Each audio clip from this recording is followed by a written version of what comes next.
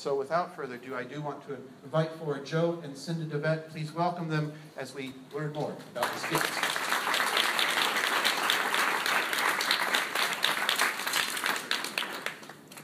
Now we have to, oh, it's on.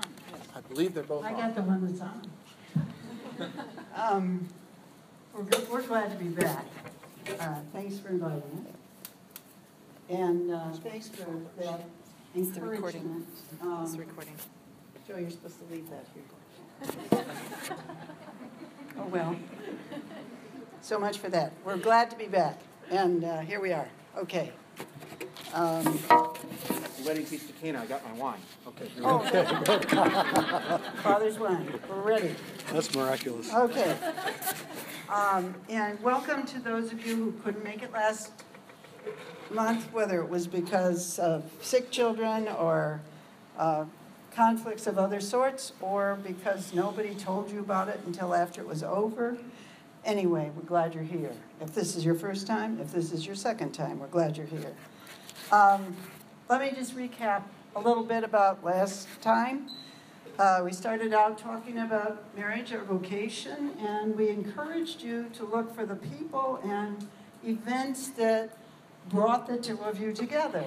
And we indicated that that was a vocation story, even if it didn't seem like it at the time. Many times it wasn't seeming like it. Because it is a vocation story, because intrinsically marriage is a vocation. Mentioned that if you wanted to hear a vocation story, you could go to any priest or religious of any sort that you ran into and say, what's your vocation story? And they know what you're talking about. But we challenged you to look at your own vocation story and then find out from somebody else what theirs is as a married couple. And I don't know if anybody's done that. I certainly hope so, because it's been very meaningful to us in this 50th year to be really working on that question. We shared with you about our tough, very tough first 5 years, where, thanks be to God, we had a commitment. Both of us had made vows, and we knew that was important, and we had no idea how we were going to get through unless one of us died early, which didn't seem likely at age 25.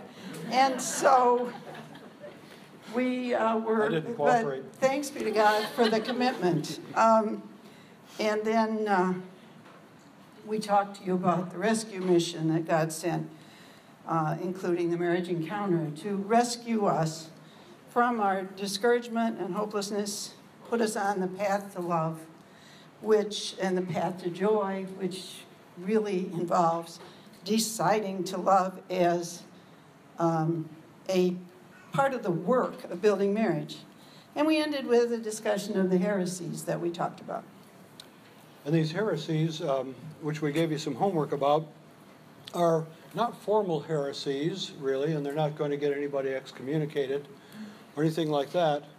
But what they are is they are sort of attitudes and habits of thought and action that we fall into in the press of day-to-day life in marriage that are really contrary to building a marriage in the best way. Many of the heresies that we talked about are things that, if you said, okay, what about this, everybody would get the right answer. But again, in the press of day-to-day life, we have these attitudes that kind of interfere with us building the unity and the intimacy that make a marriage. For example, one heresy that I learned from my mom was, be careful, don't let some woman take over your life and change you. You got to be your own man. Okay, now that's a heresy. We get married so that we'll become better people. And if the marriage is working right, and if the love between us is working right, we're going to become different people. And hopefully we'll become better people. But that's also a cultural norm, isn't it? Or a cultural heresy. Everything is about me, me, me in our me culture. And that's just contrary. That's a true heresy against marriage. So we talked about taking the M in me and flipping it over. And in our awareness, making our first awareness about ourselves, not me or not her, but we, the two of us together. And so we gave you the homework of doing this heresy hunt for yourselves. Okay, before we go any further, we want to say, if anybody has a couple sentences they want to share about something that hit them last time that was important to them, or they took issue with, or they hit each other over the head with, we're open to a little sharing if there's someone who wants to share. We're not going to put pressure on. Okay, right, good. Right. Thank you. Come on. It's on. No, I think it's important that put it in perspective of vocation because it's work.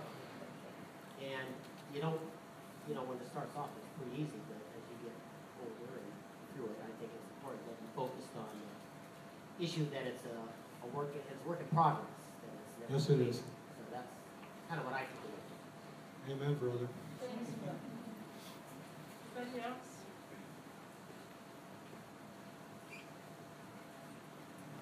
Bill, you're a courageous person. I see some guilty looks out there. You want to say it, but you're not quite sure you want to raise your hand. I don't think they are. All right. Yeah, I'd like to talk about the hard work of loving, a very important aspect of what we do. Question came up about last time's talk. What happened to the Bible that Cinda bought me? If you were here, you remember the story of her going and finding a Bible for $4.95, a big, thick, leather-bound Bible that she bought for me for a birthday. And what happened to that Bible is it's still on our coffee table at home. It still is a prominent place in our home. It's a nice symbol of Cinda's gift to me and the faith that we share. It's a Jerusalem Bible, and she got it so cheap because the illustrations are by Salvador Dali, and one of them had been turned upside down, and then who would know, right? So it didn't make much difference. Everything else about the Bible is perfect, and we have cherished it all these years. So as we go, we invite you to listen to us with two ears. One ear for what we have to say, and one ear for what your inner voice may have to say about, okay, is this relevant to me, and what could I do to take a small step? We believe in small steps of improvement. What could I do to make a small step for the improvement of my marriage? And that's why we have the 3x5 cards in your kits. I think you all have them, or just on your sheets. So what about tonight? What are we going to do about tonight? Well, we're going to start with a quiz because you all are experienced with marriage. We think you know the answers. And so we're going to start with a quiz. Do you need me to hold the mic? He'll do it all himself. So, first question. Well, I mean by you because you're going to be writing. Okay, go ahead. The first question is, what are the most important words you ever said in your life? They don't know as much as I thought they did. G. I'm sorry. I'm sorry. I'm sorry is important, but I'm not the most important. I do. I do. Exactly. The marriage vows? Yeah, the marriage vows is the answer. That's the only thing that got us through 5.25 years of marriage when we were very disillusioned. We had made the vows and we were going to stick it out until death parted us. We hoped soon. But we had different ideas about how to do it. Here's the real question. Just before the vows are pronounced at the marriage rite, there are 3 questions that are asked of the couple getting married. What are those 3 questions? You give each other. Yes? You give each other fruitfully, faithfully, and freely. Do you give yourselves freely, fruitfully, and faithfully? Wow, that's a great summary of all 3. Wonderful. Okay, what's one at a time? We'll take them one at a time. We're old. We have to handle things carefully. Did you come here freely? Did you come here freely and without reservation to give yourselves to each other in marriage? And it doesn't mean without a reservation for your reception. It means without thinking if this doesn't work out or if he doesn't quit, whatever, or she, whatever. So the first one says, as you indicated, our love is freely given, and it's the full and total gift of ourselves. Okay, the second question. He knows them all. Do you promise to be faithful? That's right. Exactly. Will you love and cherish one another as husband and wife for the rest of your lives? Love and honor one another as husband and wife for the rest of your lives. By the way, what's the right answer to the first question? Yes. Yes, good answer. Okay. That's true. Do we have an attorney among us here? Okay, thank you. What's the right answer to the second question? Yes. Yes. Why am I asking you this? Because it's very important. The church considers it so important that you can't profess the vows unless you've answered these questions correctly. And that each spouse has to answer loud enough so that Father can hear, or the deacon, if the deacon's presiding. And so that's how important they consider it. And if the wrong answer is given, then the lights go out, Father goes to unvest, or devest, or whatever they do. Divest. Anyway, and there's no marriage. I mean, your guests may go eat the food at the reception, but there's no marriage. Okay, so it's very important. These questions you got to get there. And when we do marriage prep, they're terrified when we say there's 3 questions, you have to get all the answers right. And since there are 2 fiancés, 3 questions, there's 1 chance in 64 you'll get them all right randomly. I didn't figure that out. Joe told me that. Go ahead. So our yes to the second question says that our love is going to be faithful forever.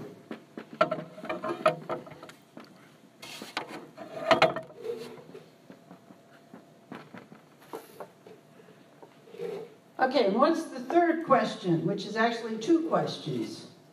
They sneak one in on you. Michael. Will you accept children lovingly and raise them up and educate them in the faith? Will you accept children lovingly from God? Very good. And bring them up according to the laws of Christ and His church. And the correct answer is? Yes. Yes. Okay. Good. This is a good crowd. Which says our love is fruitful, right? Fruitful.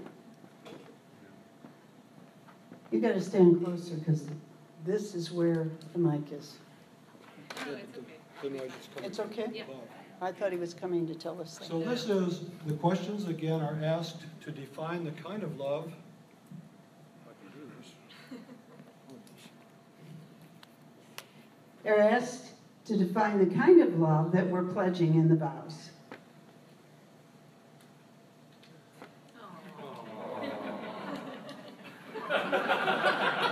Beautiful, Joe. Big trouble. Okay. So who loves this way?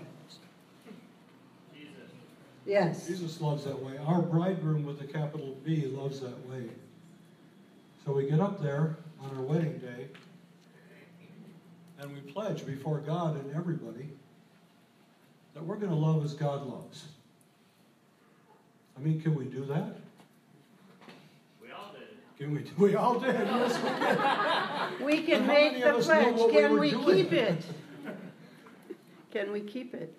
Not without God's help. Not without Good God's answer. help. Good answer. Absolutely. We can't do it without God's help. So thank God that it's His holy sacrament that we're entering into. Because we sure darn well need the graces that come with that sacrament, don't we? To get through, to even survive. But we don't want to just survive. We want to thrive and flourish in our sacrament of matrimony. So following the questions, then we make the vows, the solemn pledge, that no matter what, we're giving the gift of self I'm giving myself to Joe, and I'm accepting the total gift of himself. That's what we're pledging, no matter what.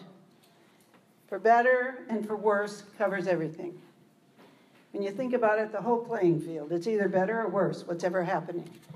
And until death answers the question, is this the right time to love? Yeah. In fact, like we mentioned last time, if you take your pulse, you both have one, death hasn't parted you. So the vows are still in force. It is the right time to love. people asked me when we were engaged, so, what gift are you going to buy for Cinda? And the question caught me flat-footed, because I hadn't thought of actually buying something for her as a wedding gift. And in fact, she hadn't thought of buying me something as a wedding gift either. So I didn't know what to say, but Cinda had the right answer to that. What she said was, Joe is giving me himself as a wedding gift. And I am delighted to accept the wedding gift that he's giving me, and I'm giving myself to him. That was a great answer. Far more valuable, far more important than any of the other gifts that we got at the wedding. And I knew that that was the right answer. It struck me as being the perfect answer.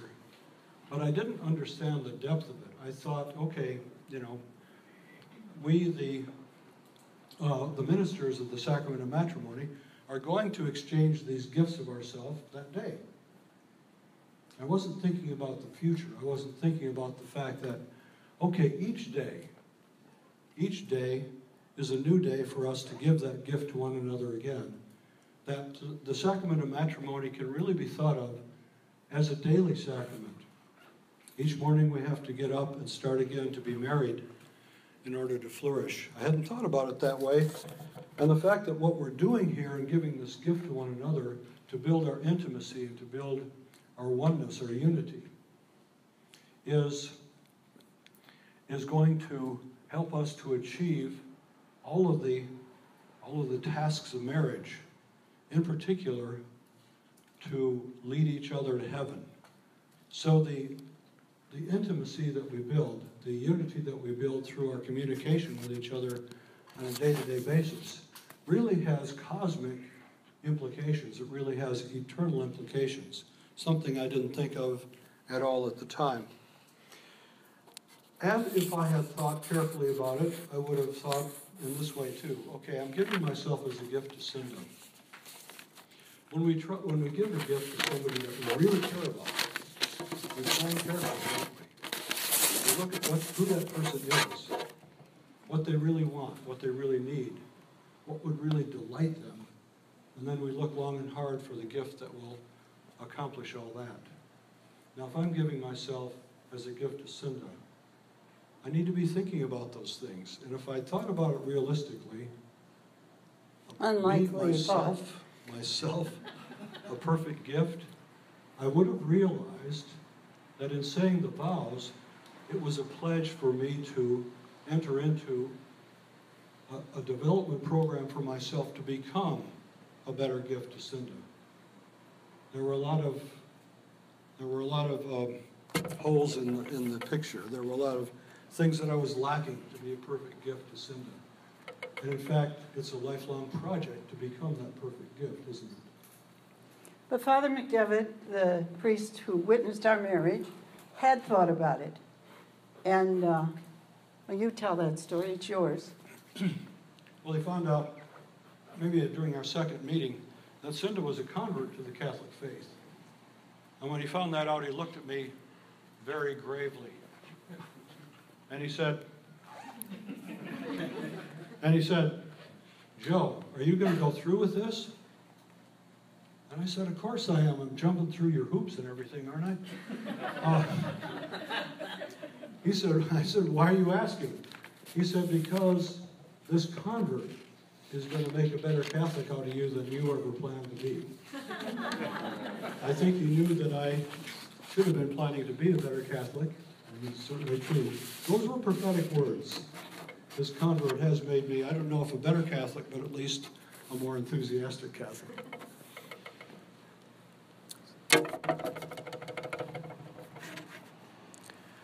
So let us take a moment at this point.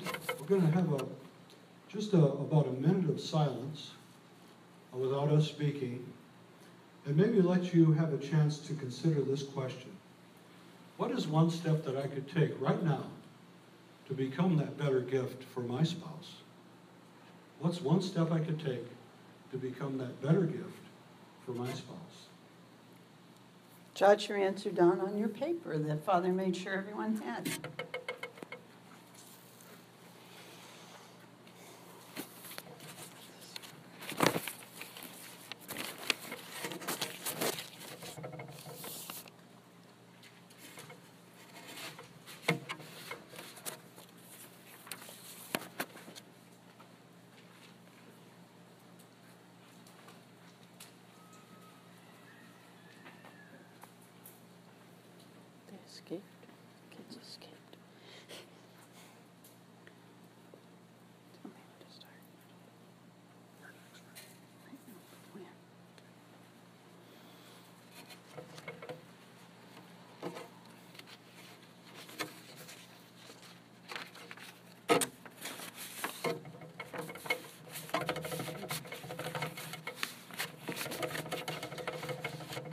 So where are we going to go from here?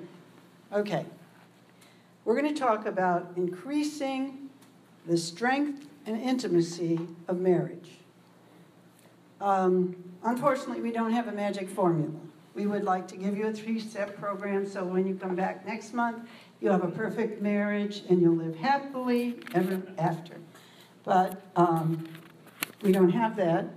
However, we do have a number of ideas and things that we're going to suggest. And those come not from a magic formula, but from experience, trial, and lots of error. So, but those of you who were here last month know that we do major in error. So, one thing we know for sure, becoming one is hard. And why is becoming one hard? We're called to become one in marriage. It's because when we marry, and as we continue to be married, we're very two, and not alike. I mean, maybe there's somebody out there that's a match, a computer match, and the computer said you get along perfectly because you have all the same personality traits, et cetera, et cetera. I think that would be boring, but at least it wouldn't, it might help. I don't know, but what we know is that God's plan is to take a couple of people who have limited in common and put them together. Somebody said it's like as if he put Huckleberry Finn and Cinderella in the same dryer and ran it.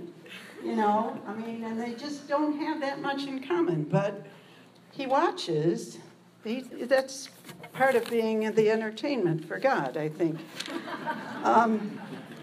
So I married somebody with very little tolerance for my shortcomings. Now, his own shortcomings he had adequate tolerance for, because for years he'd been saying, that's just the way I am. Okay. And meanwhile, I was somewhere else saying, that's just the way I am. But we had little tolerance for each other's shortcomings. At the same time, Joe is a very competitive person, and he was pretty happy with the gifts he had to beat me in Scrabble and to beat me in other games and to, you know. But he wasn't real happy when I had a talent or gift that could beat up one of his. That was not on the list of things that would work. And so we had conflict over my gifts as well as over my weaknesses. And God knew that. God knew that would happen.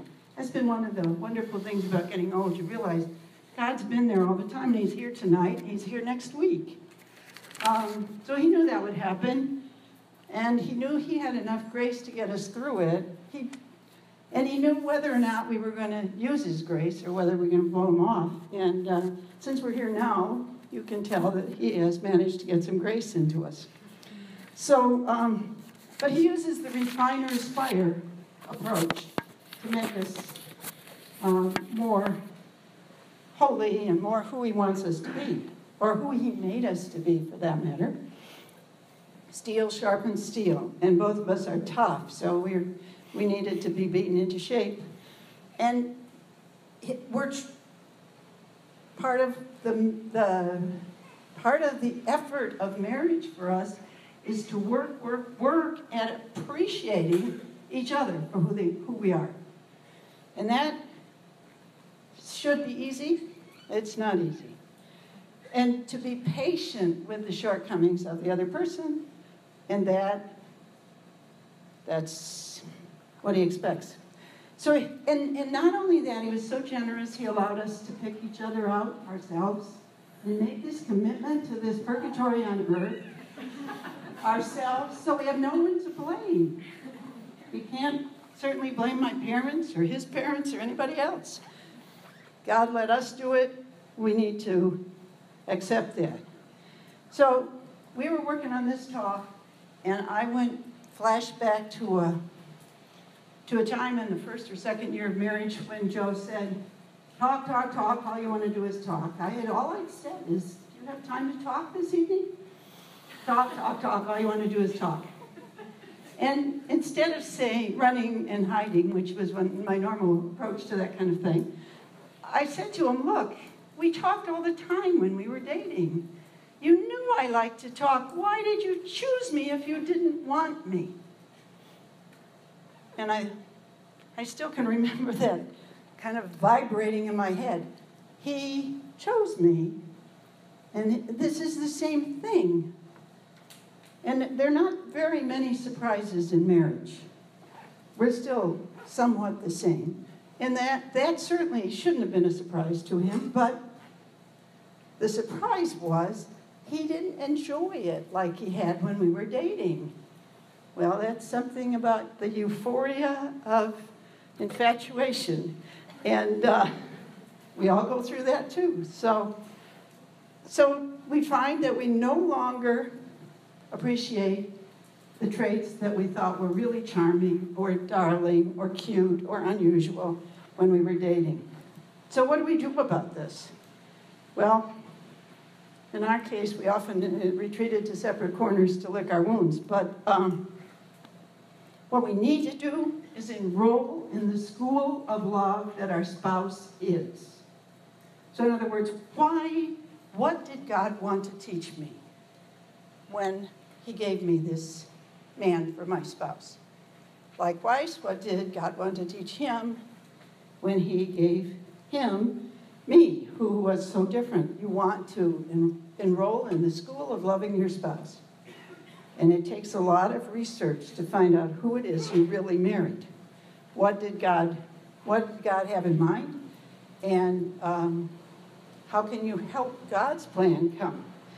And instead of trying to enroll him in a rehab program with me at the head.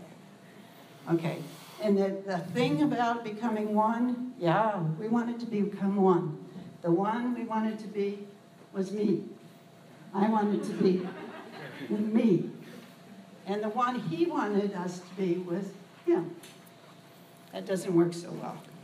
So the hard work of loving includes getting rid of these heresies that we're talking about here. It's a long struggle. It's worth it. And it's worth it, of course. Marriage is at least 3 times as difficult and takes at least 3 times as much work as I ever expected beforehand. But it's far, far more satisfying to put in the work than I ever realized it would be also.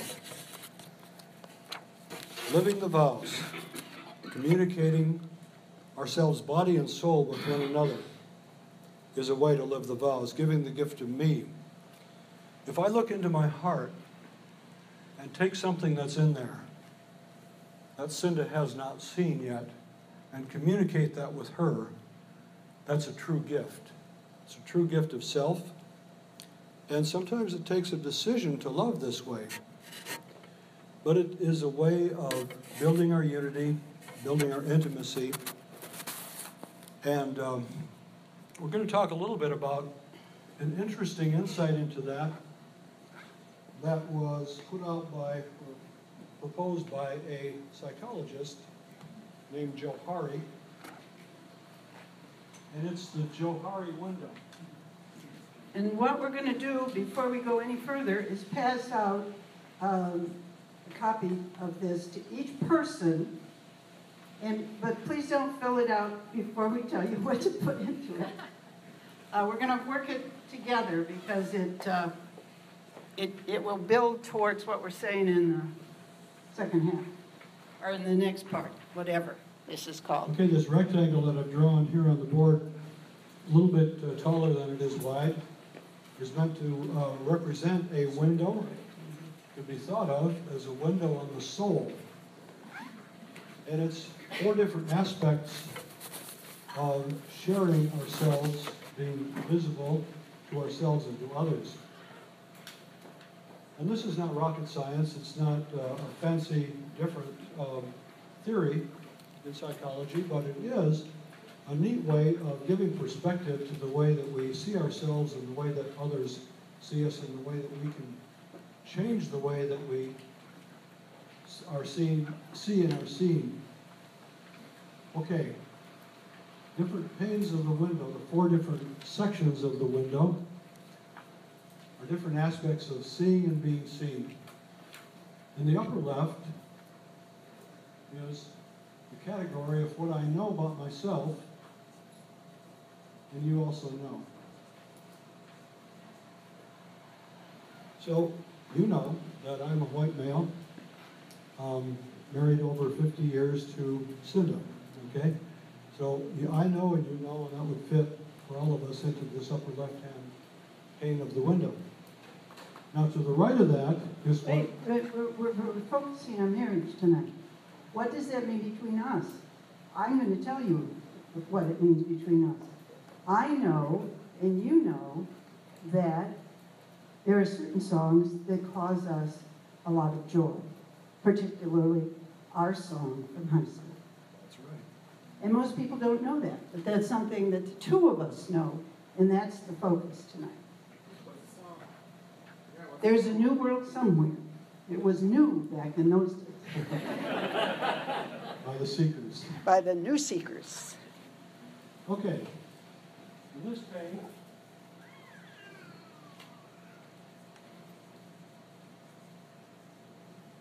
things I know about myself but you don't know. Okay, for example, when we went on Marriage Encounter, I knew about myself that I had this horrible fear of failure, which had a grip on my life and caused a lot of spinning of wheels and distress inside of me, but I hadn't shared that with her until that weekend, when I finally broke down and shared that I had this fear of failure on the job. But before that, that was something that I knew and that Cinda did not know about me. So we're going to pause for a moment here, and if you can think of something that you know about yourself, but your spouse doesn't, write it in there, and you won't have any homework for this. We have other homework. I'll give you a couple minutes to put that in. Maybe only 1 minute.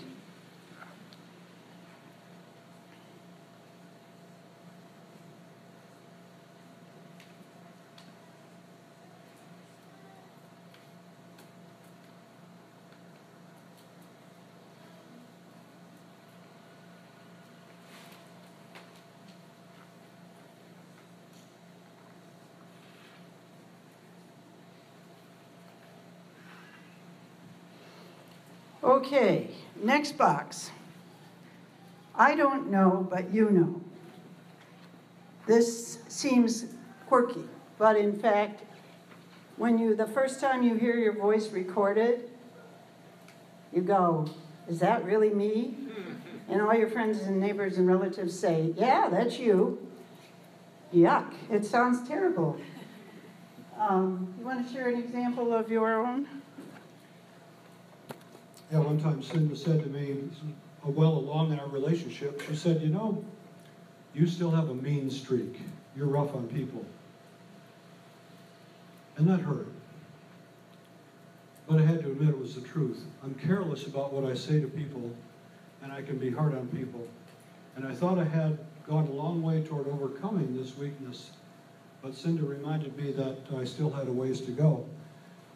Now, it hurt to hear that, but it was a gift to me that she said it, because I don't want to have a mean streak. I don't want to be hurtful to people. And so knowing that helped me to realize that this is something I still need to work on. And it's not always a negative. I mean, Joe was talking to somebody and saying what a bad father he was. And I stopped him and I said, Joe, you're a very good father. You're really, really a good father. Really? He said. I said, yes, really. And I gave him several examples. And that changed your sense of yourself in a positive direction. He didn't quit being a good father as a result, happily. So, go ahead. Okay, so where does intimacy happen in all this? Where is intimacy possible in the Johari window? The telling.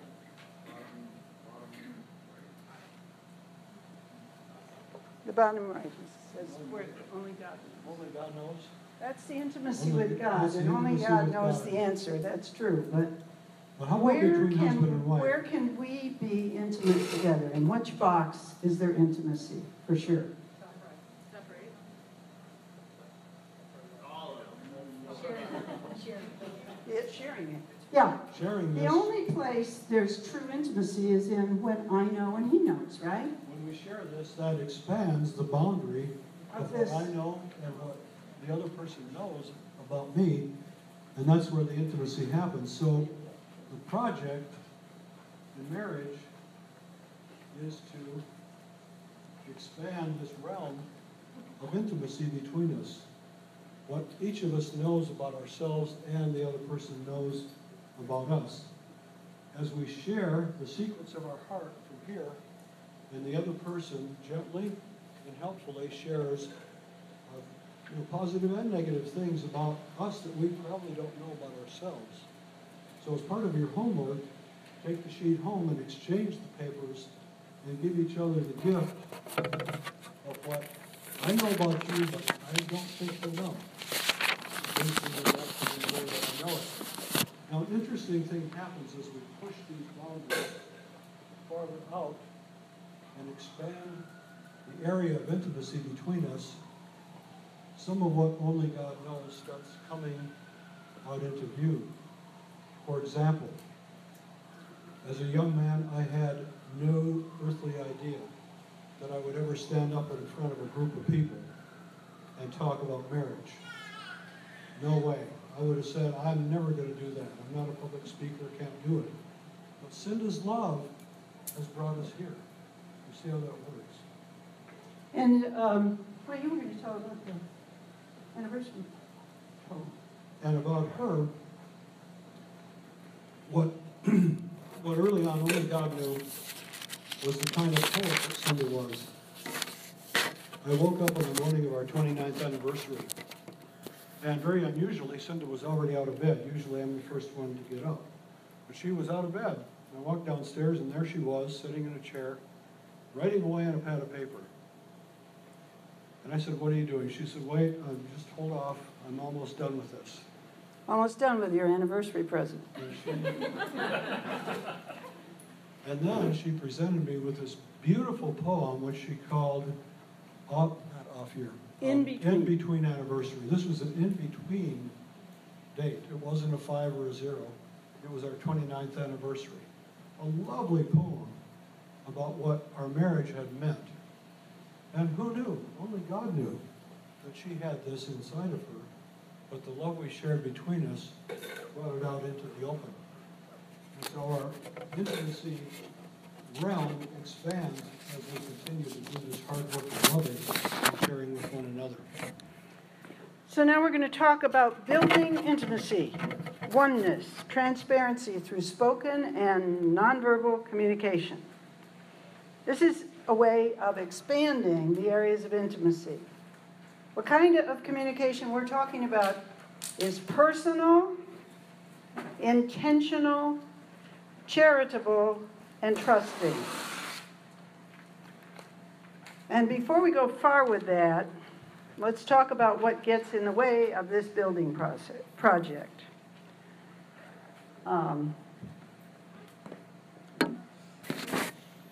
One thing that gets in the way of it is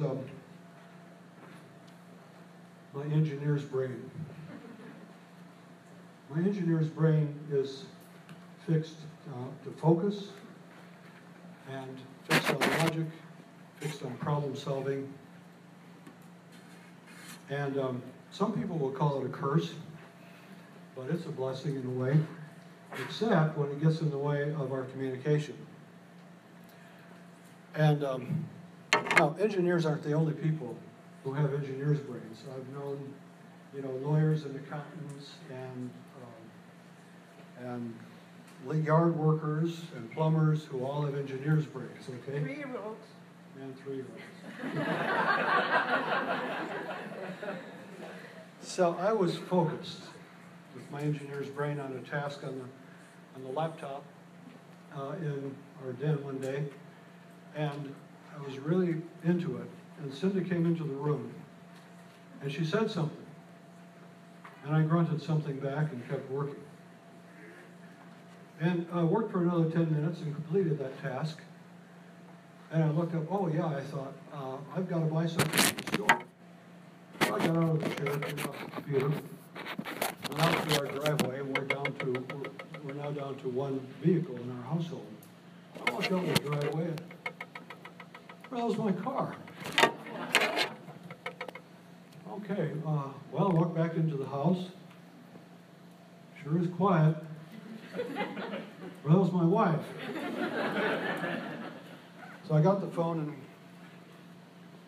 hello, hey honey, where are you?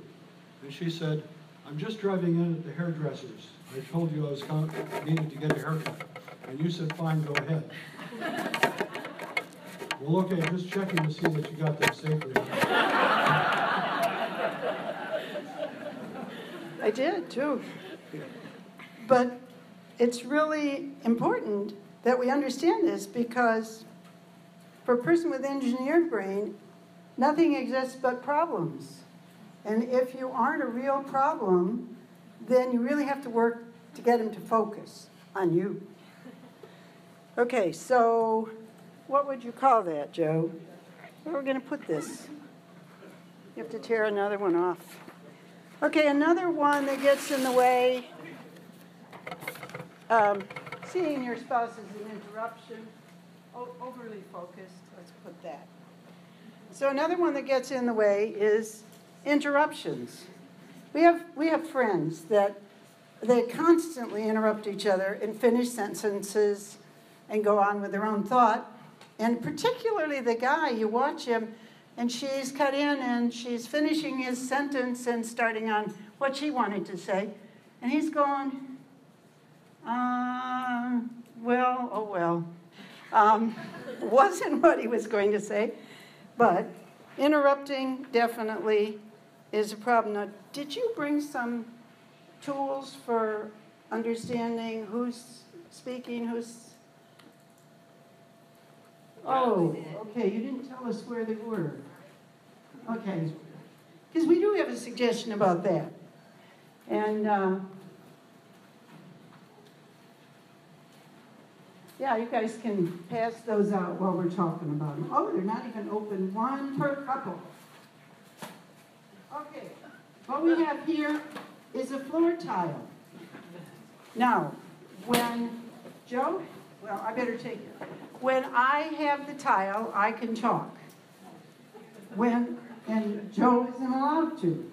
He has to listen. And that's the point of knowing who has the floor. Because it's really important that we allow each other. Because we interrupt each other all the time, don't we? Yes, you do.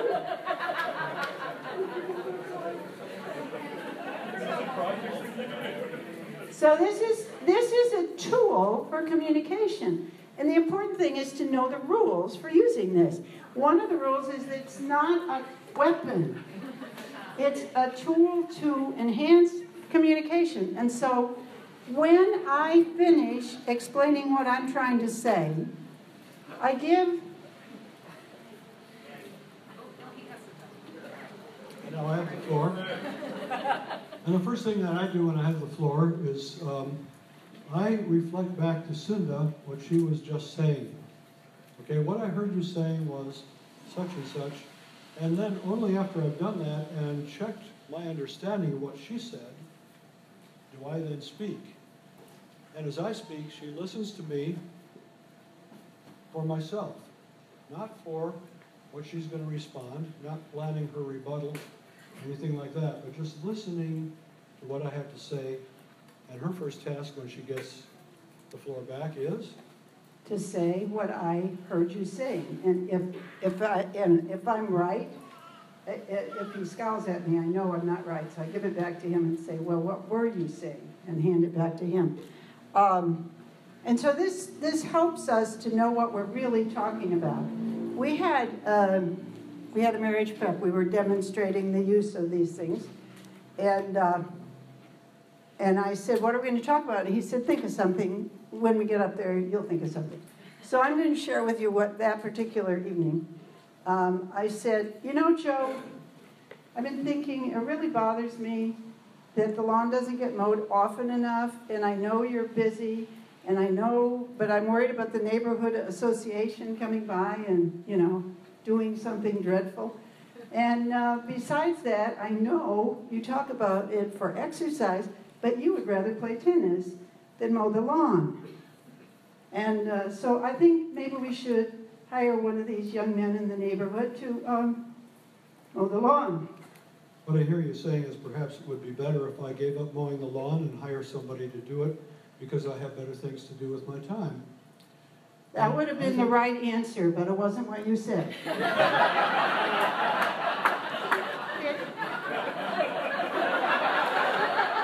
He said, what I hear you saying is that I'm not the man I used to be, and we have to get some young guy in that will do this right, and I don't have enough testosterone to mow my own lawn. I was about to add that then, after reflecting back what I heard you say, I said, I don't want to do it. I've always mowed the lawn. It's kind of a mark of being the head of the household. And if I let somebody else do it, I feel like it drains the testosterone right out of my body.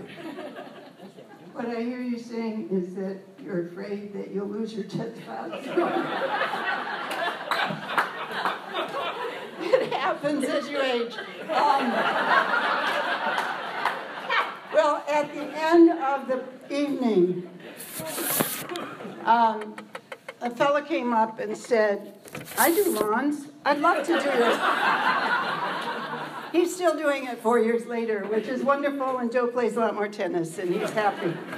And he's still got testosterone. So there we are. So, all right, what else can you think of besides interrupting and overfocus that interrupts, that just is a barrier in good communication, wherever we put that up? Misplaced priorities. Misplaced priorities. What I hear you saying is misplaced priorities. Would you like to explain what you mean by that? Oh, no, not at all.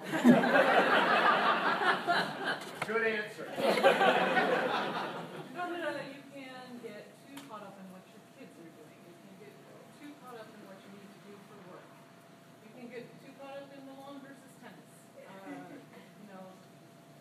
And start to worry about the wrong things. Exactly. Work and kids and other things, misplaced priorities. Yeah, good. Thank you. What else? Oh, go ahead. About like non-responsiveness.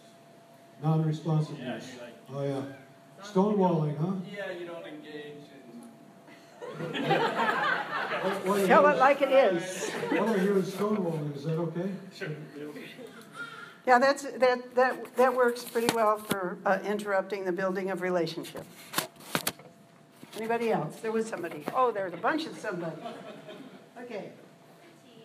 Fatigue. Fatigue. Nobody's fatigued. You're young. I'm going to say one-upping. One-upping. Doesn't happen. Well, I'm glad for you. Very glad for you. Guess what? It doesn't happen to us either. Andrew. I was going to say, piggybacking on stonewalling, just difference in personality type. Personality, yeah. And it requires, in order to communicate, it requires accepting the personality that your spouse has, even if it isn't exactly what you would have done if you'd been God. Choosing to misunderstand. Choosing to misunderstand, that's a good one, right? What I hear you saying is just exactly what I was thinking, honey. I just want to win. Ah, competitiveness. She just wants to win. At any cost. I know you do. Anybody else? Lack of time.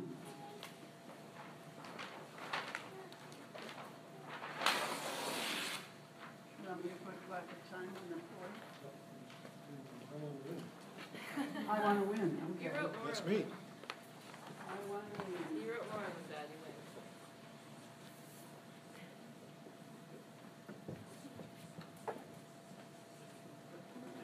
Anybody else? Gee. Knowing you're right. Knowing you're right. Knowing you're right. You saw right through me, didn't you? He's known you a while. Not your dad. Not me, Dad, no. Do you like family history?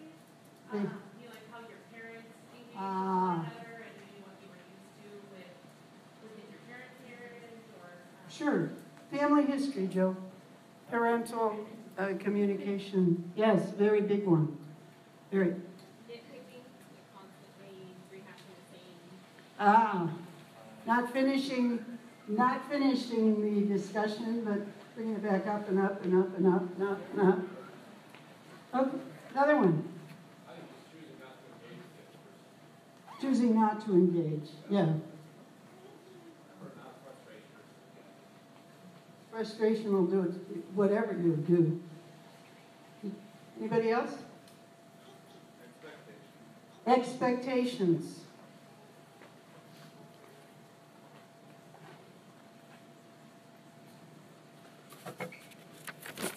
What about fear? Anybody besides us ever have fear of rejection, fear of misunderstanding? That was mentioned, misunderstanding was mentioned, but the fear that you'll be misunderstood, or the fear that it'll be brought up, thrown in your face. Well, you brought this up and you wanted to talk about it, and you're not doing any better than you were before you brought it up. I don't know why you did that. Ooh, that hurts. So, We sure have a pretty experienced group of married people here, don't we? it's so much easier to talk to married people than engaged people. And they all are sitting there saying, oh, I can't believe we would never do that. No, just give yourself 2 weeks. Okay. All right, where are we? Now, opposed to that, there are the areas of intimacy, developing intimacy. And I'd like to look at intimacy. I mean, obviously in our culture, when we say the word intimacy, people say sex. Okay, you're going to talk about sex. Well, we will. That's not a bad topic. That's a good topic. I mean, sex was God's good idea, right? We should talk about it at church. Yes. But we want to expand the idea a little bit first. And one area of intimacy that we can practice is intellectual intimacy. Ever hear that? Or think about that? Intellectual intimacy?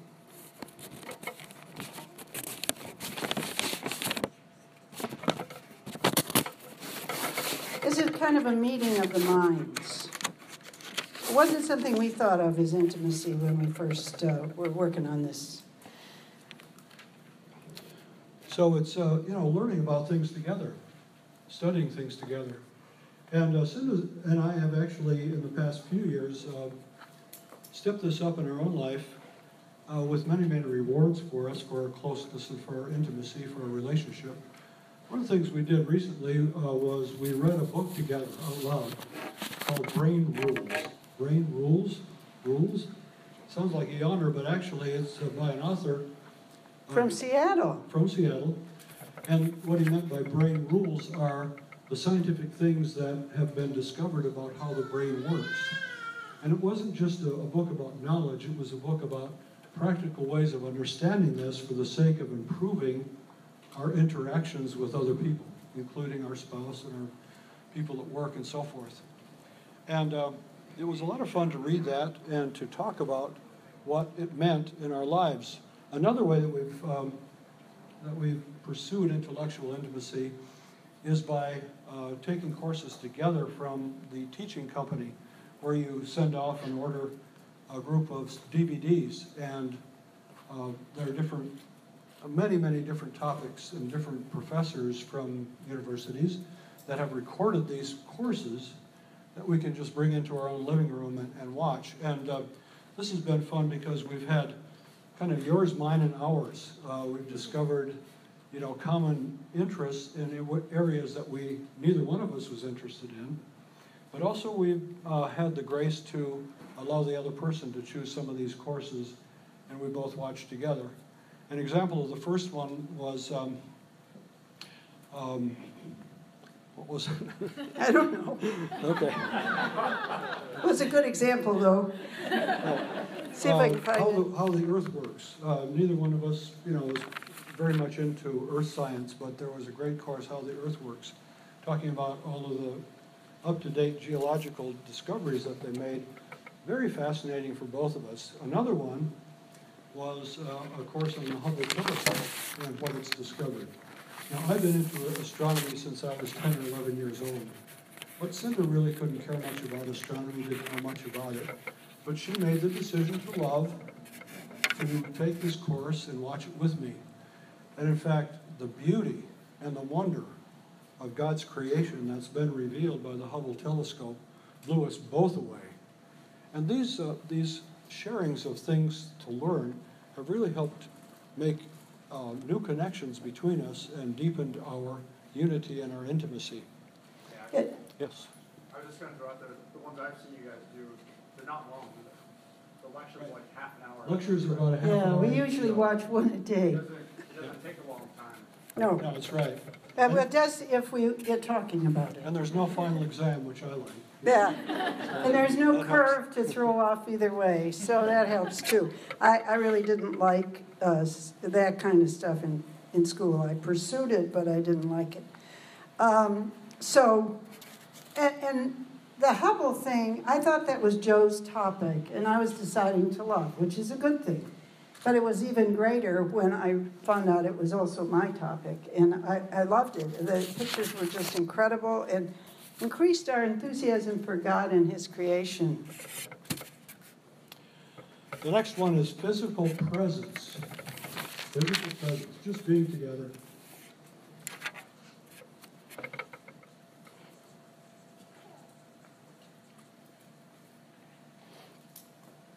And not necessarily talking together. It doesn't always have to happen that way. Last month, during the past month, Cinda had a whole bunch of bills that she had to write. And she came to me, she said, I've got all these bills to write, and I'm kind of lonely doing it by myself. I don't need you to help me write the bills, but will you please sit in the same room with me, sit at the same table, and do whatever work you're doing, so I won't be all by myself writing the bills. And I did. A simple thing like that really, kind of assuaged Cinda's loneliness and put us in the same place, put us together. Other ways of physical presence are doing things together, going to concerts, going to ball games, pursuing hobbies together, pursuing tasks together, preparing for a talk like this together. Although those things are physical presence, intimacy. Okay, and then there's spiritual intimacy. And that obviously includes prayer and Mass and Rosary and all those other things that all of you are doing because you have such a strong parish here. But also praying for each other. And also asking Joe to pray for me. That's harder to do because a lot of what I need prayed for sounds really simple. Like one day when the phone doesn't ring quite as much, or getting along better with a person in the family that's difficult to get along with. And I should be able to handle those things by myself. And then I go to him and say, would you pray for me? And I handle them much better when he's praying for me. So you have to overcome that. I should be able to do it alone. And also praying over each other against the enemy. I mentioned last time we have an enemy. There is an enemy. It's not Joe. Believe it or not. Believe it or not. But a lot of times we blame some of the things that happen coming from the enemy on our spouse. And that makes the enemy, Satan, happy because that disrupts marriage. And we mentioned that the enemy hates marriage. Why? Because marriage is a sign of the love of God. So if we pray with and for each other, start with the St. Michael prayer, and just praying for protection, we'll find that that goes a long ways. A lot of times when we're preparing for something like this, it's happened this time. There's a voice inside that's saying, this is too much work, you're getting old. You can't do this. And besides, those people are young and they don't relate to you, etc., etc. That's not the voice of reason, that's the voice of the enemy. So we need to think about that. And there are a couple good books to look at. Screwtape Letters by C.S. Lewis showed us a lot of how the enemy operates. And Neil Lozano's book, Unbound, is another one that's good. Sharing our personal prayer life is another corner of this, and that is just letting Joe see my relationship with God, letting me see his. Like Joe likes to pray Lectio Divina, and that's where you read these scriptures and you put yourself into them, and you experience what was being experienced there. Okay, so I don't do that at all because I can never get myself there. I mean, I'm just like, okay, try harder. You are there at Jesus is preaching, and I don't see Jesus, I don't see me, I don't see the mountain that he's sitting on, I don't hear the 10 Commandments or the Beatitudes, nothing. But if Joe talks to me about what he gains from that, I can grow from Lectio Divina, his. Last month we shared how we got off on the wrong foot trying to pray together. Later on we got better at praying together. Then we were tempted to think that maybe because the essence of our marriage is unity, that, that we had to develop a singular Joe-Cinda relationship with God. But that wasn't very realistic because although the two are one, we're still individuals, and each one of us has a separate relationship with God. But we did find that in addition to the prayers together that we pray to the Lord and the relationship we have as a couple with him, by sharing the fruits of our individual relationships with God, we enrich each other as well. A couple of years ago, when there was a crisis in our family, and we were all praying desperately for deliverance, I went to the Blessed Mother, Mary in heaven, and I just pleaded with her, Mama, would you please intercede for us to get out of this terrible crisis? And afterward I realized, oh my gosh, I've never had a particular relationship or devotion to Mary, but I'm calling her Mama. And she really is. Learned something about myself.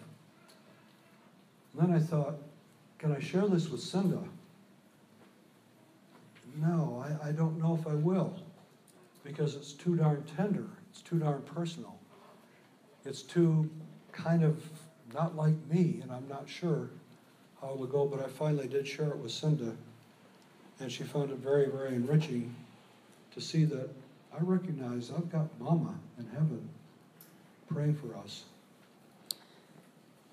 Maybe the most important two areas of intimacy we've saved for last. That would be emotional, sharing our feeling life, the emotional responses we have to things, and sexual.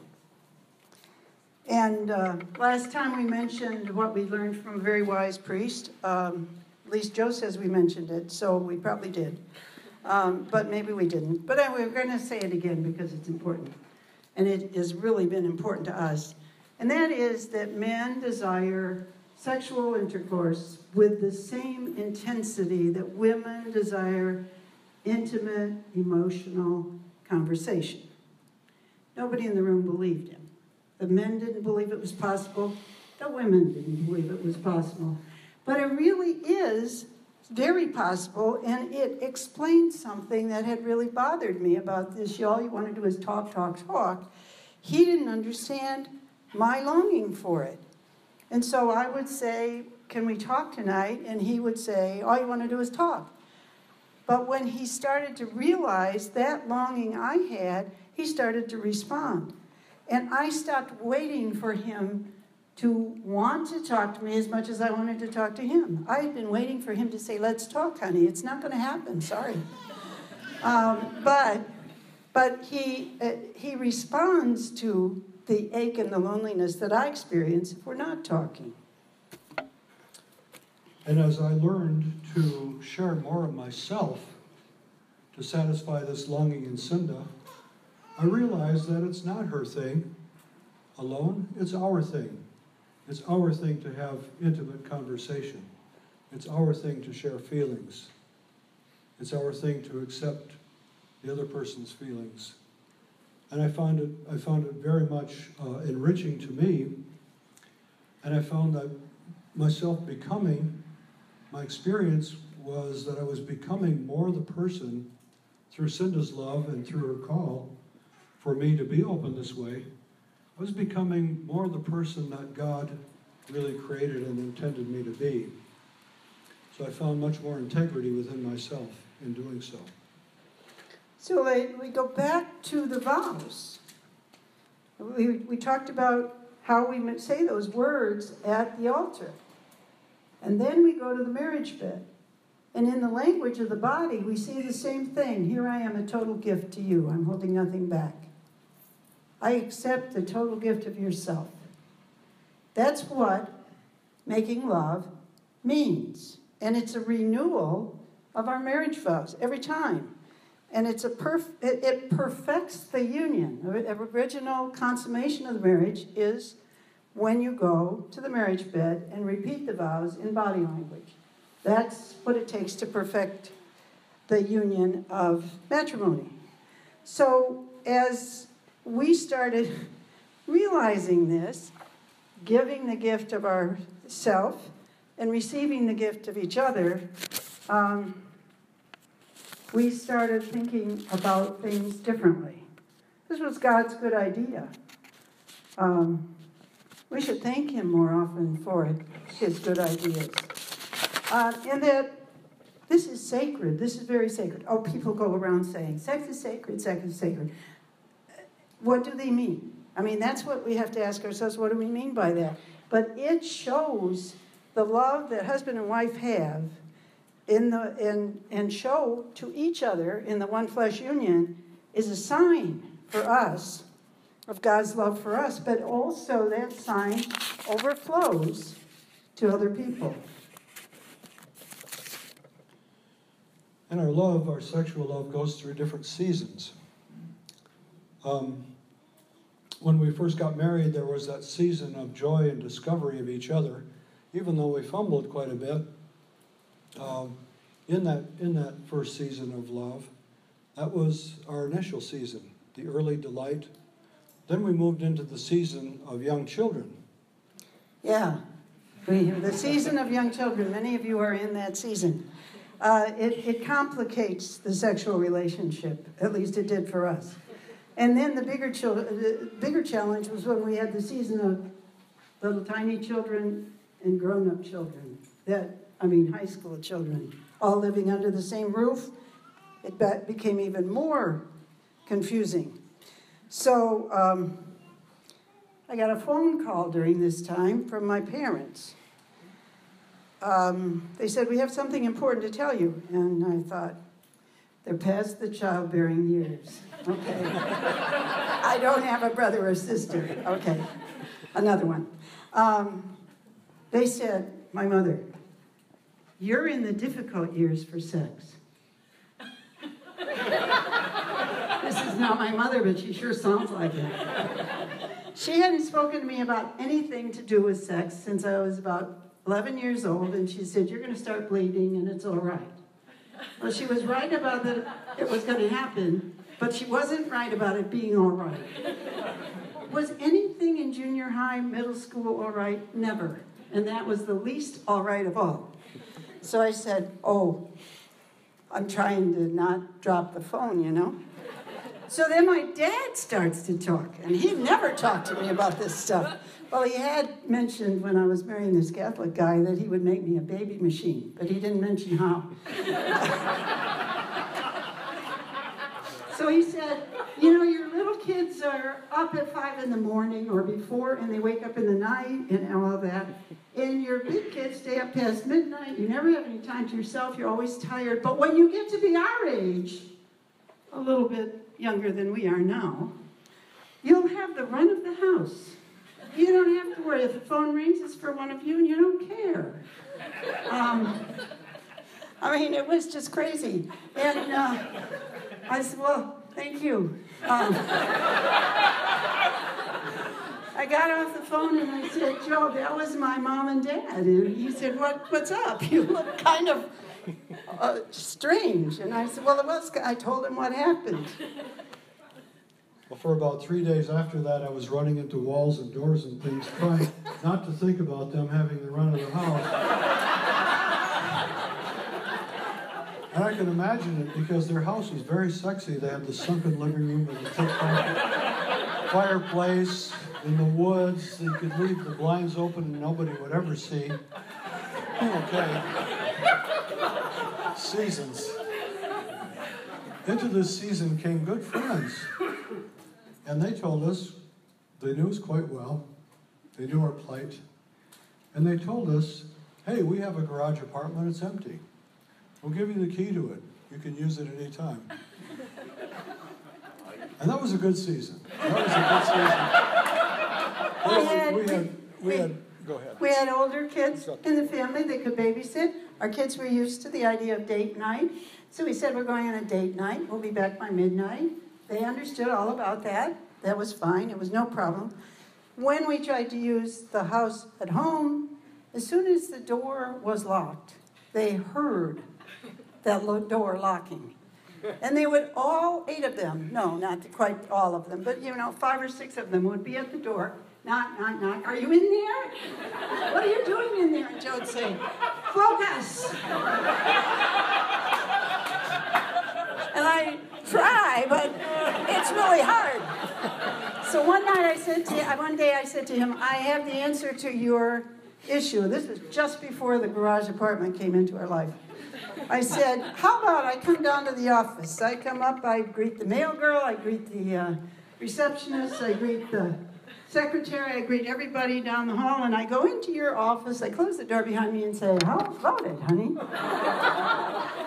Well, He said, I see. I was tempted to say, try me. Yeah, right. I never did, thank goodness. Seasons. We learn something new in each season. And not so long ago, I said to Cinda, so what is it that I could do in our sexual relationship to make it more satisfying for you? And she said, are you serious? She said, are you serious? I said, yeah, I really want to, be a better lover for you. And she said, okay, well, you know what I think would really be nice if we were to start out each time with you giving me a nice foot massage. And I said, oh, foot massage. You want a foot massage? She said, yes. And I'm thinking, you don't need to touch my feet. I wonder where she's coming from. But I had asked the question, and so I needed to be ready for the answer. And we got some nice foot cream. Learned that there is such a product out there. And the next time we started out with a nice foot massage. And I didn't know what to expect, but I was kind of sneakily glancing at the clock every now and then. And I start massaging Cinda's feet, and 10 minutes go by. She's talking about the kids and the grandkids. And then another 10 minutes go by. She's talking about the neighbors and our friends. And then another 10 minutes go by and she's talking about the work and marriage preparation stuff. And I'm thinking, holy cow, what is going on here? Are we ever going to get around to it? And what I realized afterward, and finally we did actually, to break the tension in the question of what. And it was really, really beautiful. It was really wonderful. And thinking about what happened there, what I realized finally was that things, in the press of day-to-day life, and we kind of lose touch with each other as we're each doing our own thing. Concerns and worries pile up on Cinda's back. And she really just needed to unload them so that she would then be free to give herself to me without reserve. Like the questions, right? And different, discrepancies, different depths of sharing creep into our lives, and we needed to catch up to each other emotionally. Because Cinda, and I think this may be true of other women, I don't know, but it's true of her, she doesn't want to go to bed with a stranger. Now, the male fantasy is one night stand, and if you get her name, that would be a bonus. But Cinda's different than that. She doesn't want to go to bed with a stranger. And I can be a stranger to her if we're out of touch emotionally, and so we were catching up. And then she was free to give herself to me. And so that's become part of how we make love together. This initial foot massage without hurrying. And I have learned to love that time very much. And so, the mystery continues. At 72, we do not know the depths of this mystery of sex. But it continues in many ways. It continues in our children, in the fact that when we have a child, we suddenly go from till death do us part to eternity, because that child who is the child of our love and a sign of our love has an eternal destiny with God. So the desire we have to say, I will love you forever and ever and ever, is lived out in our children. It also is lived out in the joy we share, and it's lived out as a gift to others because it deepens our relationship. And before we go on from sexuality, we want to answer the question that everybody has and nobody knows who to ask. We found that out when we were at an Air Force base in Ramstein, Germany. And we answered this question. And in the back of the group, there was a couple who said, we were just talking about that and didn't know who to ask. Okay, so the answer is yes, there is sex after 70. And it's better. My parents were right about that. It does. Sweeter as the years go by. Now, we're going to close in a minute with our final exercise with you guys. Before we do, I just want to mention something that was said by the priest on our marriage encounter weekend so many years ago that really, really struck us. He said, you know what, listen to this. He said, God has a stake in your marriage. God has a stake in your marriage. I was sitting there thinking, what do you mean by that? What could that possibly mean? I mean, God has the whole universe to take care of. But here we are, little old us. We've got our thing here. Well, how does God have a stake in our marriage? Well, it all came clear later on, as it was explained, that the Lord left us, the people of God, His church, with the task of furthering His kingdom on earth. He gave us that commission.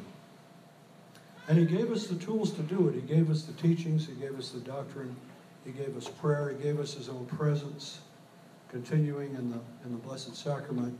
He gave us all the sacraments to help us, including, very importantly for us, the sacrament of matrimony.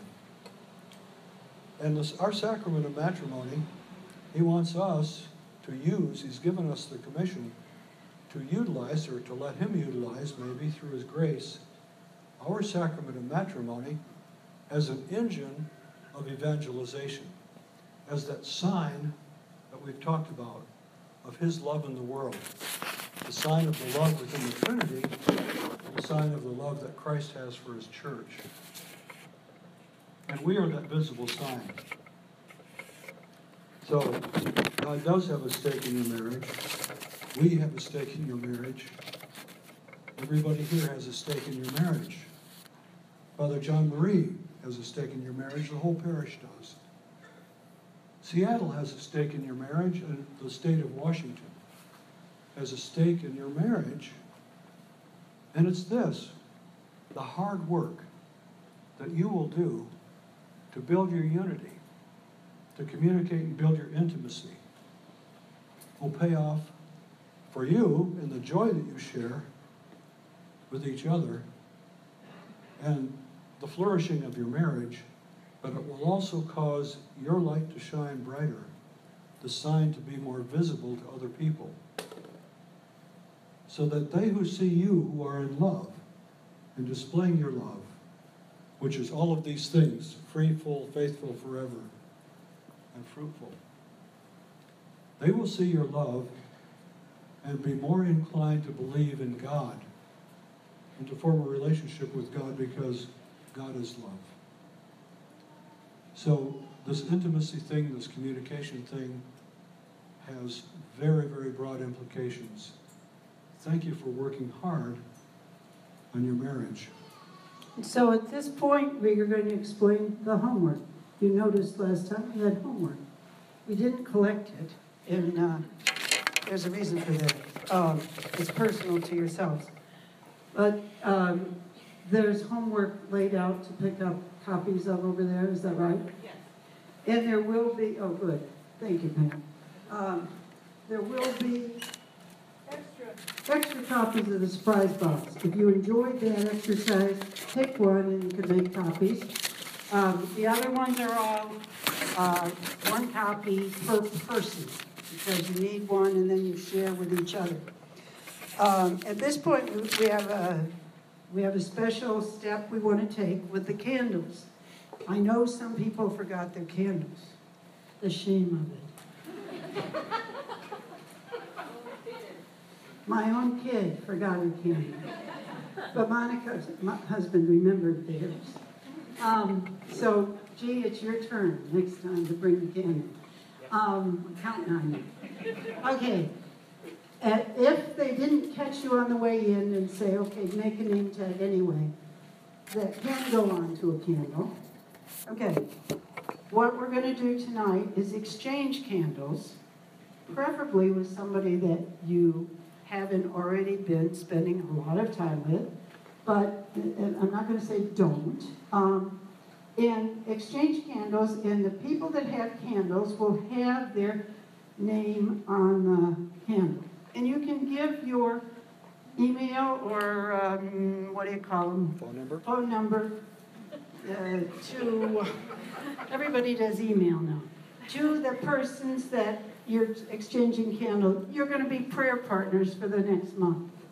Okay? And pray for each other and for each other's marriage and children and so on. And what we want you to do when you exchange your name tags or your candle, whichever, is to say, please pray for us in this way. It doesn't have to be big, mighty thing. It can be small, or it can be big. I mean, all of us have issues that we need prayed for. Okay.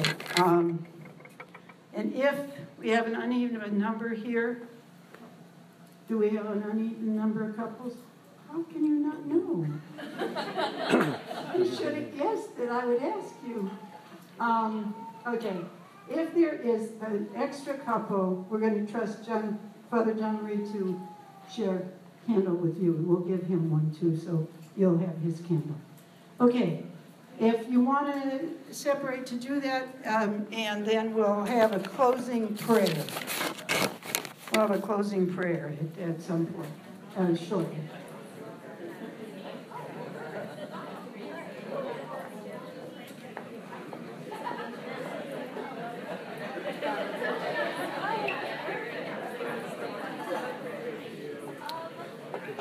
Was that explained? All right. We had way too much information. No, we didn't. I was afraid we would, but you kept telling me we didn't.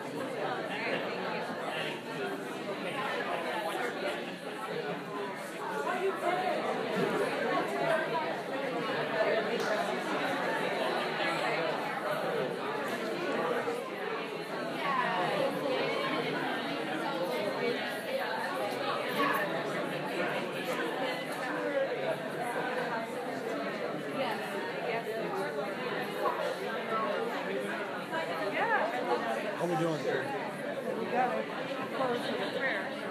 Father can go over there. I think we should do a prayer. We did the opening prayer. I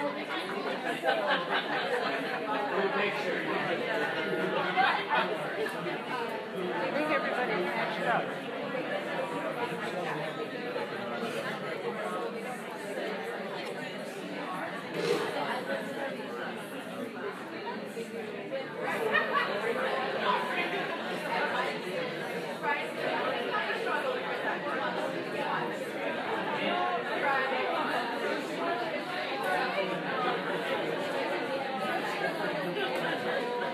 All right, let's we'll do a two-part prayer. Now let us close with a prayer.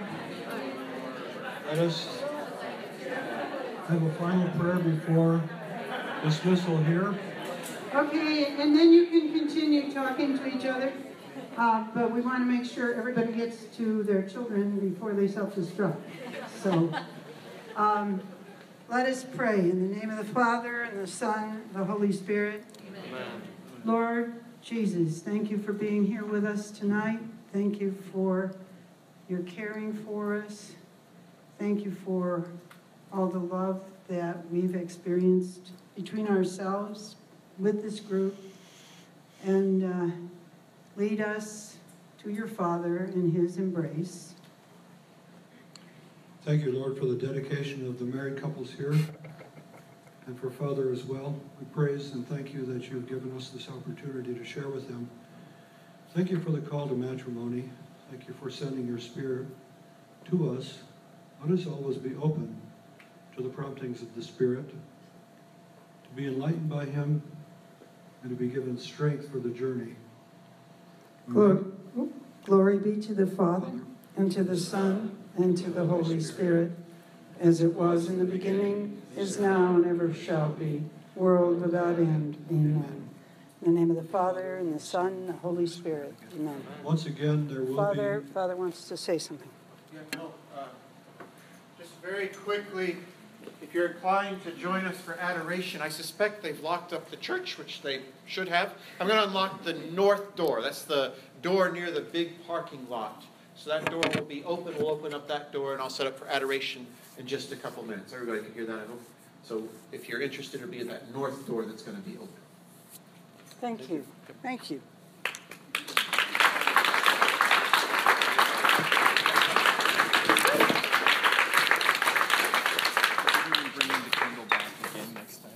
Yes, please bring the candles back again next time.